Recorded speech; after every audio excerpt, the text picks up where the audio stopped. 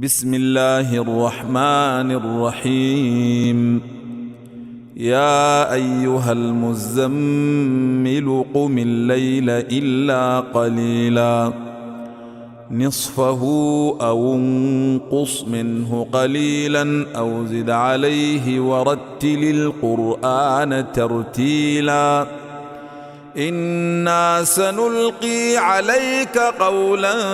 ثقيلا إن ناشئة الليل هي أشد وطاء وأقوم قيلا إن لك في النهار سبحا طويلا واذكر اسم ربك وتبتل إليه تبتيلا رب المشرق والمغرب لا إله إلا هو فاتخذه وكيلا واصبر على ما يقولون واهجرهم هجرا جميلا وذرني والمكذبين أولي النعمة ومهلهم قليلا إن لدينا أنكالا وجحيما وطعاما ذا غصة وعذابا أليما يوم ترجف الأرض والجبال وكانت الجبال كثيبا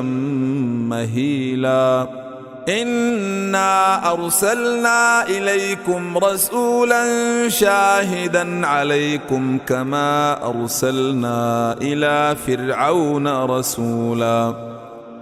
فعصى فرعون الرسول فأخذناه أخذا وبيلا فكيف تتقون إن كفرتم يوما يجعل الولدان شيبا السماء منفطر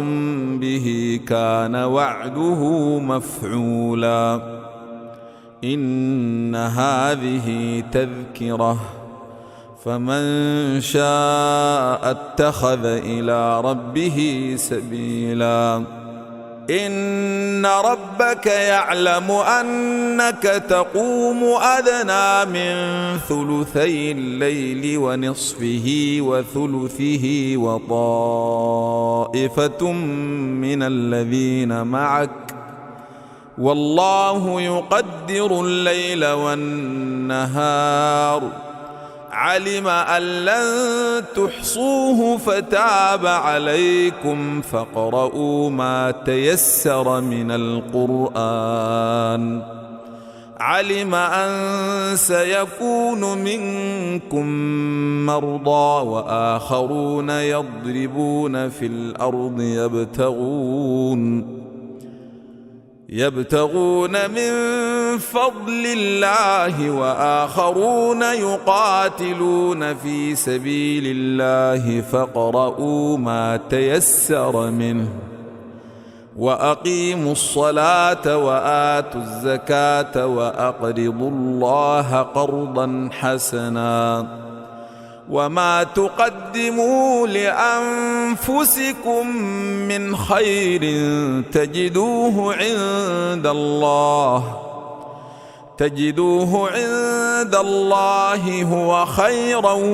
وأعظم أجرا واستغفروا الله إن الله غفور رحيم.